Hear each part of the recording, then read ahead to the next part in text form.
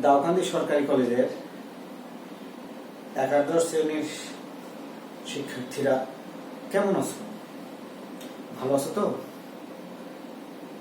আমার মনে হয় তোমরা নিশ্চয়ই ভালো আছো, আমিও ভালো আছি। তো আমরা কথা বাড়াতে চাই না। আগামী দিনের যে গত দিনে যে বলেছিলাম যে আমরা রবীন্দ্রনাথেরই একটা বিখ্যাত ছোট গল্প, সেই ছোট গল্প নিয়ে আমরা আজকে আলোচনা করব। তো তোমরা প্রস্তুত হয়ে যাও। আমরা বিগত দিনে সোনার তরী কবিতাটা পাঠ করেছি এবং প্রশ্ন নিয়ে আলোচনা করেছি। জানি না তোমরা কতটুকু উপকৃত হয়েছ, তবে এই এখন যে আমার ঘর, এটা আমার কলেজে আজকে পরিণত হয়েছে। যতদিন পর্যন্ত আমরা কলেজে ক্লাস করতে না পারছি ততদিন পর্যন্ত তোমরা একটু ভালোভাবে পড়াশোনা করো, ইনশাল্লাহ সফল কামি হবে। তো আমরা আজকে যে ক্লাসটা নিতে চেয়েছিলাম, যে আলোচনা করতে চেয়েছিলাম, সেই বিশ্বকবি রবীন্দ্রনাথ ঠাকুরের কি অপরিচিতা গল্পটা নিয়ে। অপরিচিতা গল্প একটু দেখে নাও।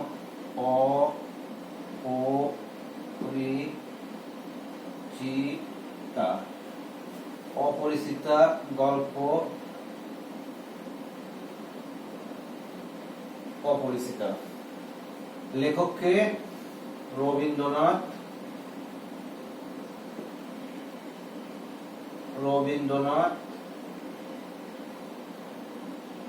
ঠাকুর। তো আমরা রবীন্দ্রনাথ ঠাকুরের সোনার তরী নিয়ে আলোচনা করেছি। তো একই সাথে আমরা মনে করছি তার দুইটা, একদিকে ওদিকে আমরা কবিতাটা পাঠ করলাম, আবারও আমরা এই এই গল্পটা নিয়ে আমরা আলোচনা করব। তো আমরা জানি যে ছোট গল্প, আমরা প্রথম ক্লাসেই সাহিত্যের বিভিন্ন বিষয় নিয়ে তোমাদের আলোচনা করেছিলাম। তো এই পর্যায়ে আমরা এই রবীন্দ্রনাথের যেটা ছোট গল্প, এটা নিয়ে আলোচনা করব। ছোট গল্প কি, এটা একটু আমাদের সংক্ষিপ্ত ভাবে আমাদের জানার চেষ্টা করতে হবে যে অ্যাকচুয়ালি ছোট গল্পটা কি। ছোট গল্পের সাহিত্যের এটা একটা নতুন শাখা বলা যায়। কাব্য, নাটক, উপন্যাস এগুলোর পরেই বিশেষ করে আমাদের এই ছোট গল্প। তো ছোট গল্পর বিশেষ করে বিষয়বস্তু বা ছোট গল্পের সংজ্ঞা জীবনের যেটা খণ্ডাংশ, সামগ্রিক একটা মানব জীবনের বা যে কোনো বিষয়বস্তুর একটা একটি দিক নিয়ে এই ছোট গল্পে আলোচনা করা হয়। তো এই ছোট গল্প মানব জীবনের যদি আমরা তুলনা করি, একটা মানব জীবনের অনেক ঘটনা দ্বারা আবর্তিত হয়। সেই ঘটনার সুনির্দিষ্ট কোনো বিষয়বস্তুকে যখন লেখক লেখে, সেটাই একটা গল্প বা ছোট গল্পে পরিণত হয়। ছোট গল্পর বিশেষ করে জীবনের সামগ্রিক চিত্র কখনোই ফুটে ওঠে না, বা একটা সমাজের কখনোই কোনো সামগ্রিক চিত্র ফুটে ওঠে না, বা কোনো ধর্ম বলি, দর্শন বলি, ইতিহাস কোনো বিষয় সামগ্রিক বিষয় এখানে আলোচনা করা হয় না।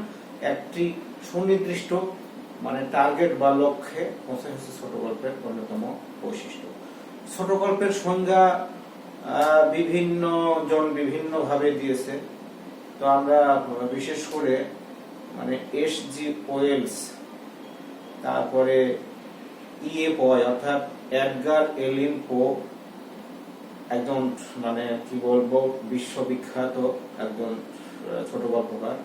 তো তিনি যেভাবে সংজ্ঞাটা দিয়েছেন সেটা এরকমই যে গল্প অর্ধ হইতে 1 বা 2 ঘন্টার মধ্যে এক নিঃশ্বাসে পড়ে শেষ করা যায় তাকে ছোট গল্প বলা হয়।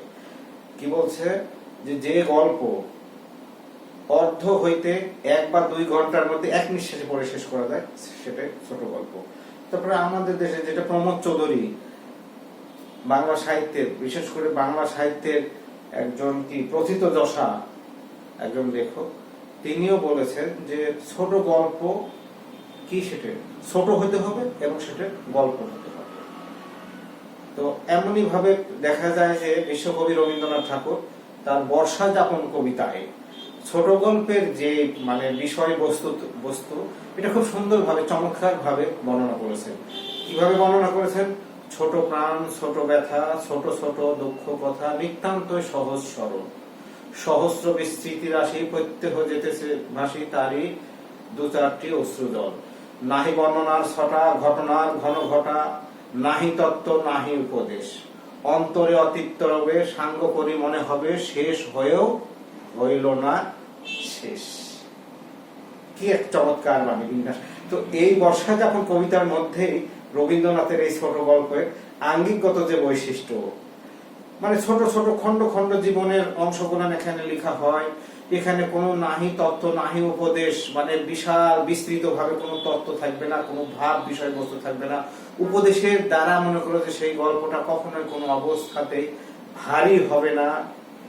আবার কি হবে? অন্তরে অতৃপ্ত হবে, মানে অন্তরে আমি গল্পটা যখন পাঠ করব, পরে যখন শেষ করব, তখন মনে হবে শেষ হয়েও হইল না শেষ। অর্থাৎ নাটকীয়তা দ্বারা যে গল্পটা শুরু হবে এবং নাটকীয়তার মাধ্যমে গল্পটা শেষ হয়।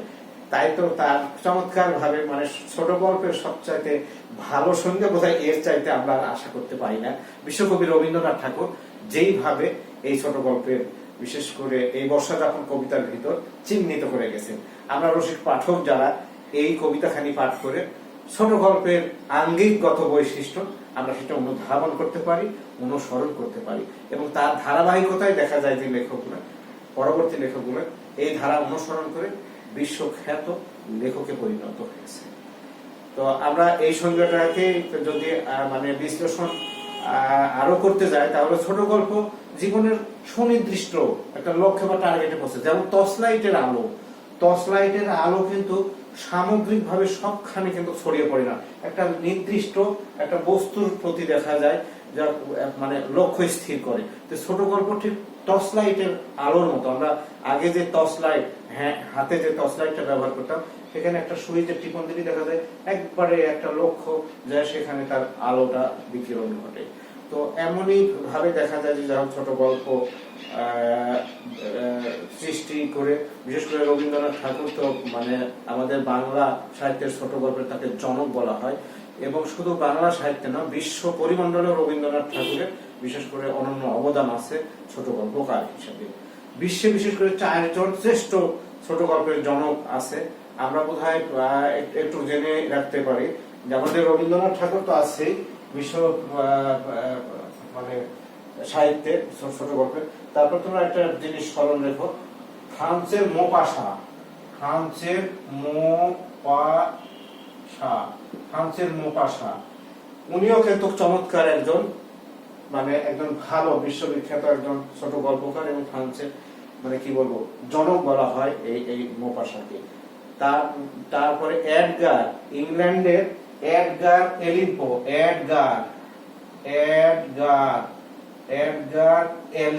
এটা এলেন পো,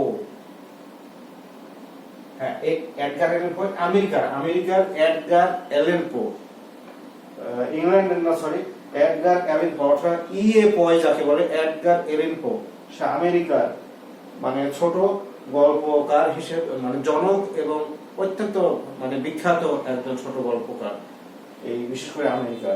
তারপরে রাশিয়ার গোগলের কথা আমরা নাম শুনেছি, এবং রবীন্দ্রনাথ, এই 4 জন বিশ্ববিখ্যাত একজন ছোট গল্পকার। তোমরা একটু নামটা, ফ্রান্সের মোপাসা, তারপরে আমেরিকার এডগার এলেন পো এবং রাশিয়ার গোগল, এরা কিন্তু আপন মহিমায় সমুদ্র বিশ্ব সাহিত্যকে বিশেষ করে ছোট গল্পে এরা মানে অনেক উচ্চ আসনে নিয়ে গেছে।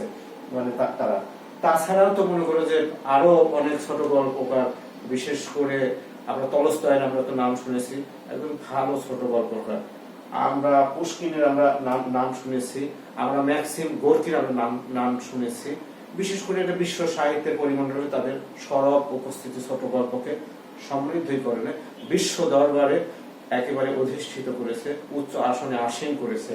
এই সমস্ত লেখক ছাড়া আর অন্যান্য মানে লেখকরা আছেন। তো আমাদের বাংলা সাহিত্যে বিশেষ করে ছোট গল্প, যেটা রবীন্দ্রনাথকে আমরা জনক বলা হয়, তার আগেও বিশেষ করে বঙ্কিমচন্দ্র চট্টোপাধ্যায় তিনিও ছোট গল্প লিখেছেন, এবং যেটা যুগলাঙ্গরীয় যে ছোট গল্পগুলো আছে তার পথ মানে অনুসরণ করে আমরা প্রভাত কুমার মুখোপাধ্যায়ের নাম আমরা নিশ্চয় জানি।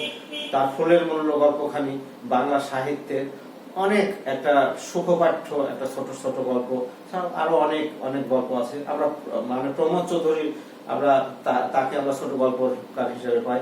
আমরা মানিক বন্দ্যোপাধ্যায়, বিশেষ করে কি বলে মানিক বন্দ্যোপাধ্যায়, হ্যাঁ, তাকে তো মানে কি বলবো, তার এত চমৎকার ছোট গল্পগুলো আছে এবং তার প্রাগৈতিহাসিক গল্পখানি বাংলা ছোট গল্প সাহিত্যকে মানে অনেক সমৃদ্ধিশালী করেছে এবং সেখানে জীবনের যে বাস্তবতার চিত্র সেখানে ফুটে উঠেছে।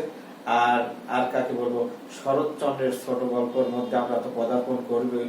তার বিশেষ করে বিলাসী আমাদের পাঠ্যসূচিতে আছে, তাছাড়া তার মানে মহেশ থেকে শুরু করে মামলার ফল থেকে তো অনেকগুলো ছোট গল্প তার আছে, যেটা সমাজের কি বলবো নিগৃহীত নিষ্পেষিত এবং মানে হিন্দু সমাজের যে দুঃখ দুর্দশা এটা চমৎকার ভাবে তার সব বাবুর গল্প ফুটে উঠেছে। তাছাড়া কাজী নজরুল ইসলামের গল্প, বেগম রোকেয়ার ছোট গল্প আছে। এমনই ভাবে দেখা যায় যে এক কথা, যেই দিন বিশেষ করে বিশ্বকবি রবীন্দ্রনাথ ঠাকুরের সেই কি বলবো পোস্টমাস্টারের ওই নৌকার পালে বাতাস লেগেছিল, তারপরে দেখা গেল যে বাংলা সাহিত্যের ছোট গল্পের মানে ধারাটা খুব একেবারে নদীর যে ছল ছল কল কল প্রবাহমান গতিতে যে ধাবমান হয়, ঠিক তেমনই ভাবে বাংলা সাহিত্যে বিশেষ করে ছোট গল্পের মানে ব্যাপকভাবে বিস্তৃতি লাভ করেছে এবং আজও অন্যান্য শাখার চাইতে বাংলা ছোট গল্প শাখাটা অত্যন্ত অন্যান্য লেখকের মাধ্যমে সেটা সমৃদ্ধ হয়েছে বলে আমরা মনে করি এবং বিশ্বাস করি। তো যাকে আমরা যে ছোট গল্প নিয়ে আলোচনা করেছিলাম, তো রবীন্দ্রনাথের বিশেষ করে আমরা যে ছোট গল্পের অপরিচিতা যে গল্পখানি আমরা পাঠ করব, এই অপরিচিতা গল্পটা এটা যাই হোক, এই গল্প পাঠের আগে আমাদের একটু রবীন্দ্রনাথ সম্পর্কে, তার ছোট গল্প আরো অন্যান্য ছোট গল্প, যেমন তার কি বলবো ভিখারিনী দিয়ে যে গল্পটা মানে শুরু হয়, সেই গল্পের মানে ধারাবাহিকতায় বিশেষ করে দেনা পাওনা তার সার্থক একটা ছোট গল্প বলে আমরা মনে করি এবং বিশ্বাস করি। তারপরে তার কি বলে অনেকগুলো শুভ সমাপ্তি বা শাস্তি, এক রাত্রি, মানে অনেকগুলো ছোট গল্প আছে। তো এই যে অপরিচিত গল্পের মধ্যে বিশেষ করে হিন্দু ধর্মে বা হিন্দু মানে তৎকালীন সমাজে বর্ণ বৈষম্য এবং পণ প্রথার জাতাকালে পিষ্ট হয়ে কত নারী যে অকালে তাদের জীবন প্রদীপ নির্বাপিত করেছে, এটা অনেক গল্পে আছে। অনেক গল্পের মধ্যে আমরা সেটা পাই। হৈমন্তী গল্পের ভিতর যেমনই পাই, দেনা পাওনা গল্পের ভিতর পাই এবং একটি মাত্র গল্প যেটা অপরিচিতা, যেখানে নায়িকা স্বয়ং সম্পূর্ণভাবে একটা কি বলবো আত্মমর্যাদায় অধিষ্ঠিত হয়ে সমাজকে মানে কি বলবো বৃদ্ধাঙ্গুলি প্রদর্শন করে বা পৃষ্ঠ প্রদর্শন করে যৌতুক নামের জাতাকলে পৃষ্ঠ না হয়ে আত্মসম্মান নিয়ে আর সে কোনোদিন মানে কি বলবো বিয়ের পিড়িতে অবস্থান করেনি। এক প্রকার বলা যায় সেই বর পক্ষকে বা বরকে ঝেঁটিয়ে বিদায় করে দিয়েছে। এমন নারী তৎকালীন সমাজে খুব কমই ছিল, যেটা রবীন্দ্রনাথের লেখায় খুব চমৎকার ভাবে ফুটে উঠেছে। আমরা সেই গল্পখানি আমরা নিশ্চয় পাঠ করব।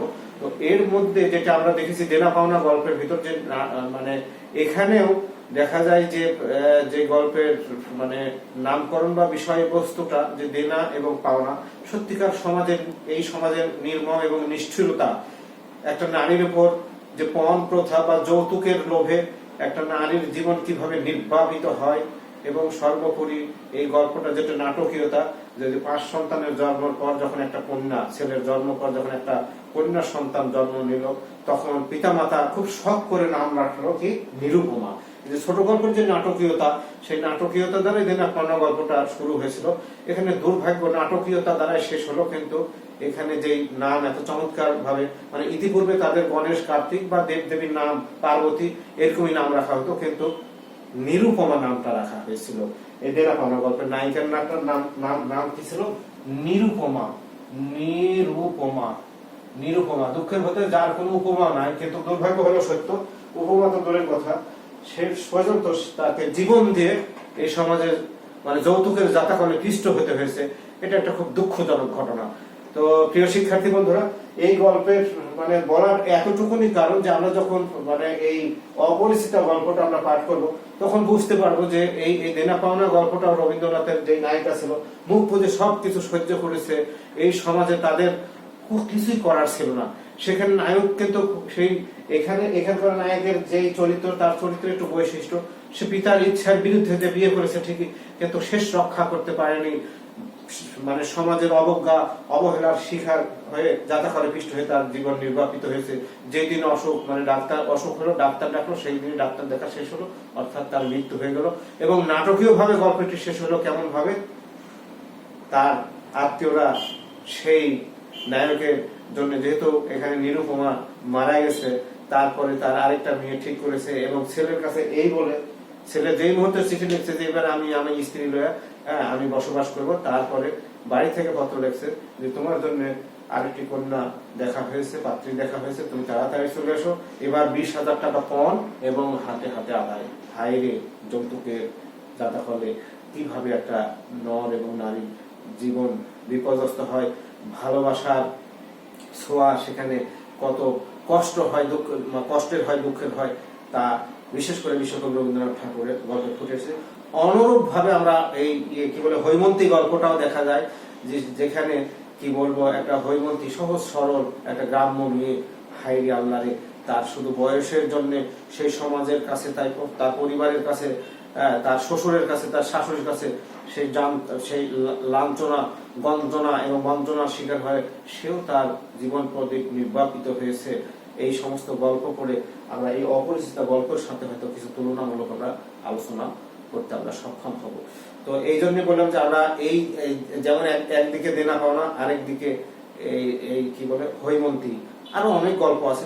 এই গল্পগুলো পরস্পরের সাথে খুব মানে তুলনামূলক যদি আলোচনা করা যায়, তাহলে আমরা দেখতে পাবো বা বুঝতে পারবো যে তৎকালীন সমাজ ব্যবস্থা কত নিষ্ঠুর ছিল, কত নির্মম ছিল, এবং নারীর জীবন যে কত তুচ্ছ তাচ্ছিল্য, অবহেলা, অবজ্ঞা করে তারা জীবন বড় হয়েছে। কিন্তু সেখানে এই সমাজ ব্যবস্থার মধ্যে দিয়ে দেখা গেল যে অপরিচিতা নামের এক মেয়ে, অর্থাৎ কল্যাণী নামক এক মেয়ে কিভাবে সমাজের রক্তচক্ষুকে মানে অবজ্ঞা করে, উপেক্ষা করে, তাই শেষ পর্যন্ত সেই পাত্রপক্ষকে ঝেঁটিয়ে বিদায় করে পরবর্তীতে এই অপরিচিতার সাথে যখন সত্যিকার অর্থে পরিচয়ের মানে বন্ধন হলো, যখন জানতে পারলো এই সে আমার বাগদত্তা বা এর সাথে আমার বিয়ের কথা ছিল, বিয়েটা হয়নি, শেষ পর্যন্ত অনেক কাকতি বিনতি করেও শেষ পর্যন্ত সেই অপরিচিত কল্যাণীর মানে কি মানে আত্মাকে জয় করতে পারেনি, বা তার জীবন সাথী হিসেবে নায়ক এখানে ঘর বাঁধতে পারেনি।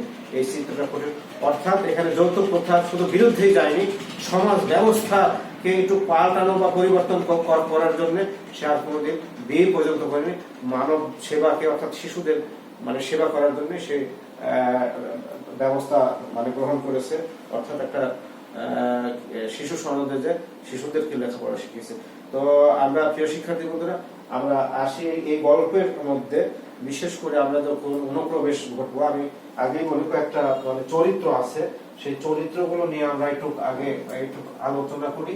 সেই চরিত্রগুলোকে আমরা প্রথমে আমরা যে একটা মামা আছে এখানে গল্পের, এটা মানে আমরা বলি না কংস মামা, ঠিক এটা কংস মামা না হলে একটা স্বার্থপর মামা। এই স্বার্থপর মামার জন্যই বিশেষ করে অপরিচিত গল্পের এই একটা নর এবং নারীর শুধু ঘর সংসারই ভাঙেনি, তাদের হৃদয় মানে বিয়ের কাঙ্ক্ষিত লক্ষ্যে যে তারা পৌঁছতে পারেনি, তাই না, তাদের জীবন যৌবন সমস্ত কিছু একেবারে মানে নিঃশেষ হয়ে গেছে, ধ্বংস করে দিয়েছে এই মানে কি বলবো এই মামা। আচ্ছা, তারপরে সেখানে যেটা আমরা অপরিচিত গল্পের যেটা কল্যাণী, আমরা কল্যাণীকে পাই, আমরা মানে কল্যাণীকে পাই যেটা নায়িকা।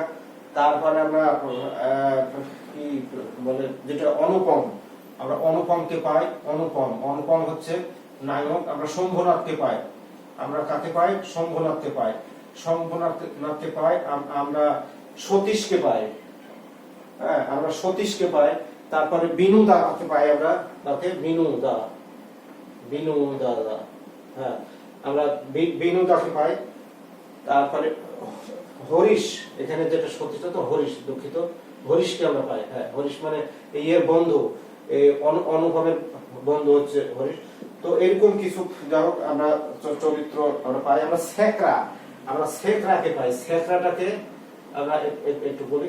তো এগুলাই হচ্ছে এর মানে মূল চরিত্র। তো আমরা এই গল্পটা একটু যদি আমরা আলোচনা করতে যাই, তো আমাদের এই যে অনুপম যে নায়ক এই গল্পের, এই তৎকালীন সময়ে একজন উচ্চ শিক্ষিত, অর্থাৎ মানে শিক্ষা জীবনের সমস্ত কিছু পাঠ চুকিয়েছে। এই পাঠ চুকানোর ফলে দেখা গেল যে বাড়িতে এসে বসে আছে, বাড়িতে বসা অবস্থায় তার বিয়ের কথাবার্তা, অর্থাৎ তার যে বন্ধু হরিশ, সে কান করে সে চাকরি করতেন।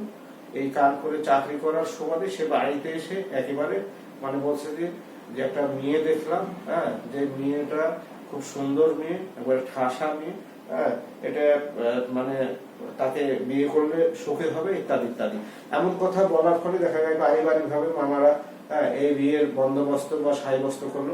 এদিকে অনেক চমৎকার ভাবে মানে লেখক বা বিশ্বকবি রবীন্দ্রনাথ ঠাকুর বর্ণনা করছে এই নায়ক অর্থাৎ অনুপমের মানে দাঁড়ায়।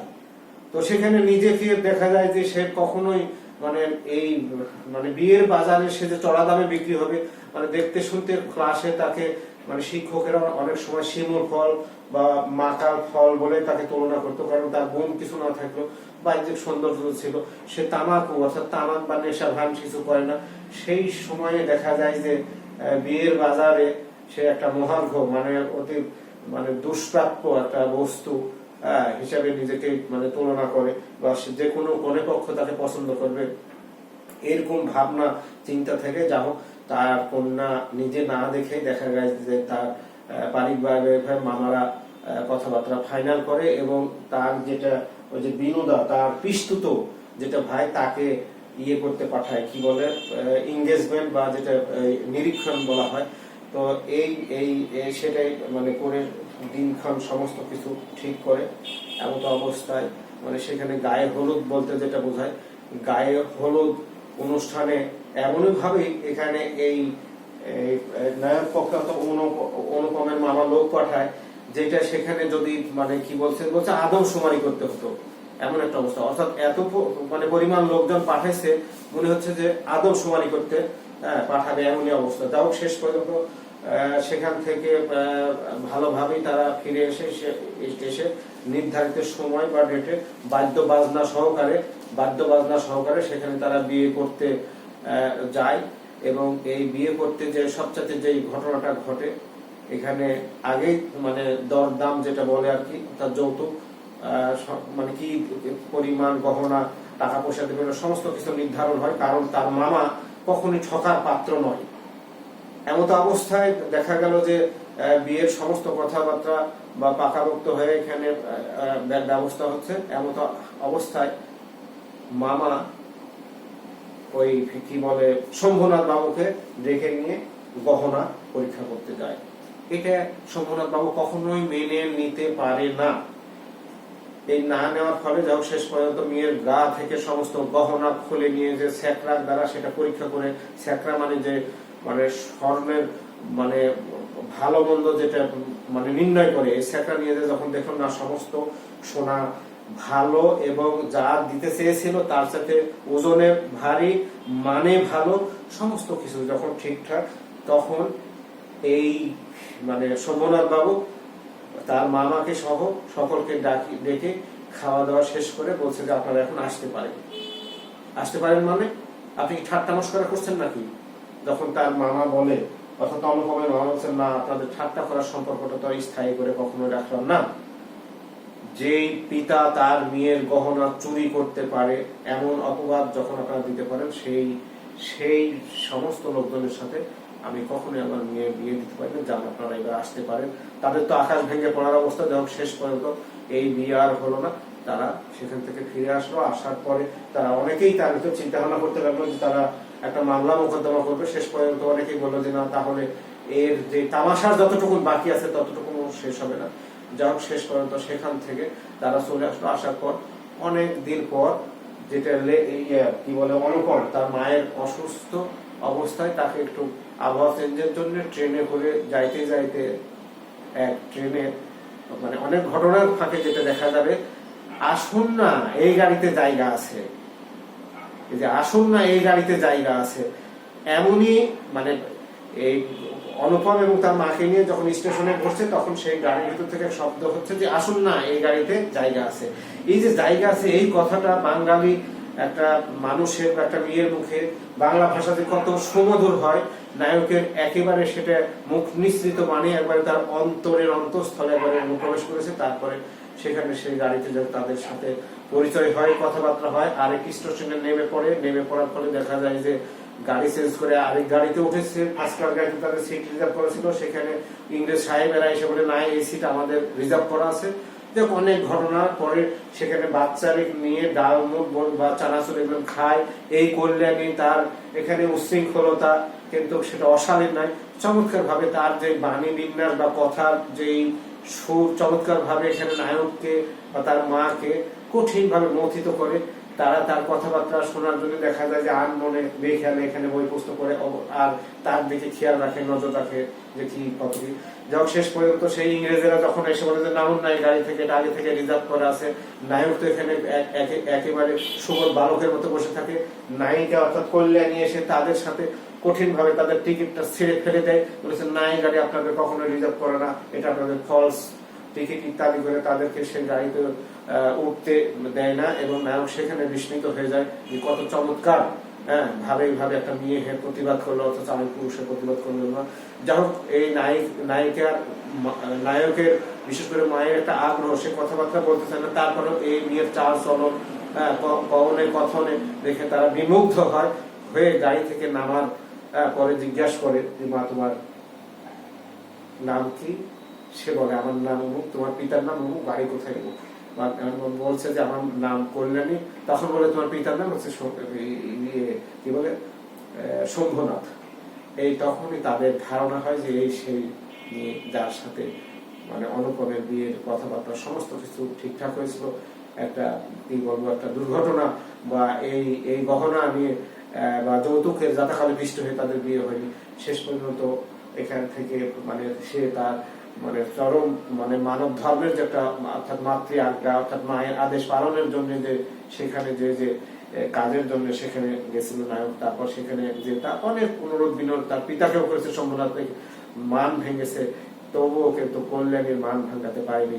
এই বিয়ে, এই ঘর সংসার হয়নি, অর্থাৎ পরিচয় হতে যেও পরিচয় হয়নি, তাই এখানে অপরিচয় চিতা বা অপরিচয় তাদের ভিতর থেকেই গেল। শেষ পর্যন্ত সমস্ত কিছু বিসর্জন দিয়ে অনুপম সেই কল্যাণীর কাছে যে তার 5 ফরমাস করেছে, তার মানে সাথে থেকে সেই স্কুলে বা সেই পাঠদানে বা শিক্ষার ক্ষেত্রে সেও সহযোগী হিসেবে কাজ করেছে। এই তার আর কোনোদিন দেখা হলো না, সাক্ষাৎ হলো না, কথা হলো না, মানে কথাবার্তা সাক্ষাৎ দেখা দুঃখিত সবই হয়েছে, কিন্তু তাদের আর বিয়ের পিড়িতে আর পড়া মানে কখনোই অবস্থান করলো না। এই যে একটা আত্মহাহাকার এই গল্পের ভিতর, এবং কখনোই মানে কি বলবো এই গল্পের মধ্যে যে দুটি হৃদয়ের যে একটা বন্ধন, এটা কখনোই সেই বন্ধনটা আবদ্ধ হতে পারেনি, কিন্তু দেশ সেবার মহান ব্রতে তারা নিজেকে নিয়োজিত হয়েছে এবং এভাবেই গল্পটা সমাপ্ত হয়েছে। তো প্রিয় শিক্ষার্থী বন্ধুরা, তোমরা এই গল্পটার নিশ্চয় এটাই এর মূল কাহিনী বা বিষয়বস্তু। এখানে আরো অনেক অনেক ঘটনা কাহিনী আছে, তোমরা যদি মানে প্রতিটা লাইন বা প্রতিটা বাক্য যদি পড়ো দেখবে কত সুন্দর ভাবে বাণী বিন্যস্ত করেছে বিশ্বকবি রবীন্দ্রনাথ ঠাকুর। তার রোমান্টিক মনের লালাবিন্যাস দিয়ে কি চমৎকার ভাবে এই গল্পটা বর্ণনা করেছে। এই বর্ণিত গল্পটা যেইভাবে ধারাবাহিক ভাবে বর্ণনা করেছে, রসিক পাঠক মাত্রই তা পাঠ করে অপার আনন্দ, এক অসাধারণ এক আনন্দ উপভোগ করে। নিশ্চয় তোমরা এই গল্পটা পাঠ করে আমার বিশ্বাস, আমার দৃঢ় বিশ্বাস তোমরা সে আনন্দটুকু পাবে। এবং একটা মানুষ কিভাবে আত্মশক্তিতে বলিয়ান হতে পারে এর মানে নির্দেশনা এই গল্পের ভিতর আছে। মানুষ যে একটা মানুষ হিসাবে তার এই জগতে, এই বিশ্ব ব্রহ্মাণ্ডে বেঁচে থাকতে গেলেই যে একমাত্র বিয়েই যে অবলম্বন, সেটাও কিন্তু না। সেটা বিশেষ করে আমাদের কল্যাণী মানে দেখিয়ে দিয়েছে। এবং এই মানে বিশেষ করে গল্পের ভিতর মানে একটা মানুষ আত্মশক্তিতে বলিয়ান হওয়ার এক সুনির্দিষ্ট এক দিক নির্দেশনা এখানে রবীন্দ্রনাথ ঠাকুর আমাদের দিয়ে গেছেন। সুতরাং এই গল্প পাঠ করলে আমরা অনেক কিছুই আমাদের জীবন চলার কথা জানতে পারবো, আমরা আত্মপ্রত্যয়ী হতে পারবো, আমরা দেশ সেবায় নিজেকে নিয়োজিত রাখতে পারবো, এবং যে কোনো মানে জোর করে মানে যৌতুক যে মানে কি বলবো, একটা যে খারাপ একটা দিক, সেটা আমরা অবশ্যই এটা পরিহার করতে পারবো। হয়তো আমরা দেখা যাবে যে এই যে কি বলে অনুপমের জীবনে কখনোই হয়তো বিয়ে করা মানে তাকে হয়নি, এটা সত্য, কিন্তু রবীন্দ্রনাথ এই এক কবিতায় বলেছে, ঘরেতে এলো না সে তো মনে তার নিত্য আসা যাওয়া, পরনে ঢাকায় শাড়ি কপালে সিঁদুর, যে আছে অপেক্ষা করে হায়। আসলে তাদের যদি মানে ঘরে যদিও বা না আসে, মনেতে তাদের যে নিত্য আসা যাওয়া করেছে, তাই নায়ক এখানে তারই কাছে যে এই মানব সেবা অর্থাৎ শিশুদের কাজ করার এবং তার মানে কাজে কিছু সহায়ক শক্তি হিসেবে সেখানে নিজেকে